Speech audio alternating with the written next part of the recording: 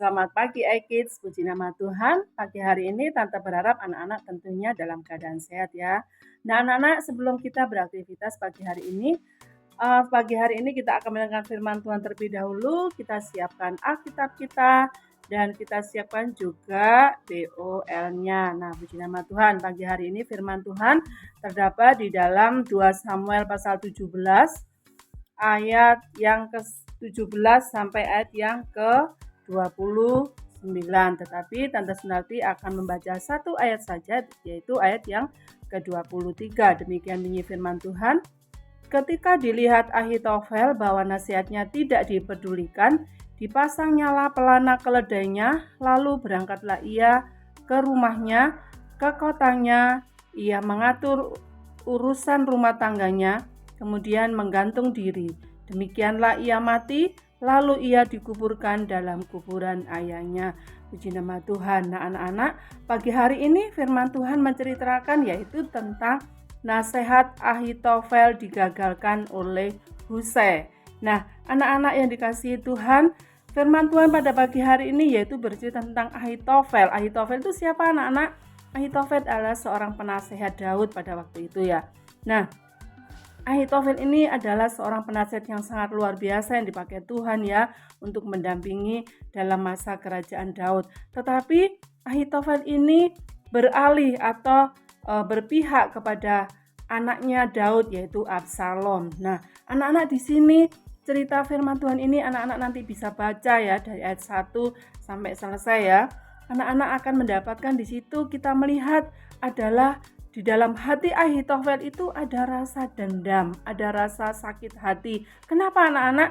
Karena nasihat Ahitofel itu tidak didengar oleh Absalom. Absalom adalah anak daripada Daud ya. Di mana Ahitofel ini memiliki hati yang begitu jahat ya, mempunyai rancangan atau rencana yang jahat kepada Daud. Dia ingin membunuh Daud, mengejar Daud. Anak-anak nanti bisa baca ya dalam 2 Samuel 17 ini nanti anak-anak ya. Anak-anak bisa baca di situ. Absalom minta nasihat Daud ya. Maksudnya Absalom minta nasihat Ahitofel ya, supaya untuk menghancurkan atau untuk membunuh Daud. Nah, anak-anak di sini Ahitofel menyampaikan ya bagaimana dia harus mengejar Daud ya. Tetapi nasihat Ahitofel ini tidak didengar oleh Absalom, anak daripada Daud, anak-anak. Tetapi tidak berhenti di situ, tetapi Absalom masih memanggil penasihat yang lain yaitu Husai. Husai adalah orang Arki. Nah, di sini anak-anak kita melihat di dalam cerita firman Tuhan pagi ini Husai menggagalkan rencana Ahitofel ya, karena rencana Ahitofel jahat. Nah, anak-anak, demikianlah dengan kehidupan kita sebagai anak-anak Tuhan ya. Kalau hati kita memiliki dendam, kalau hati kita memiliki sakit hati, maka semua urusan, semua apapun yang di hadapan kita itu tidak menjadi baik anak-anak ya. Tetapi apa anak-anak menjadi tidak menjadi baik ya. Kita lihat ya, karena dendam dalam hati Ahitofel kepada Daud, karena ada rasa sakit hati, ada rasa tidak diterima masukan daripada Ahitofel ini kepada Absalom, yang diterima adalah siapa tadi? Yaitu penasihat Husai ya. Dia merasa sakit hati, nasihatnya enggak didengar sama Absalom. Nah, demikian juga dengan kita sebagai anak-anak Tuhan. Mungkin kita punya sakit hati dendam kepada teman kita, kepada saudara kita mungkin ya.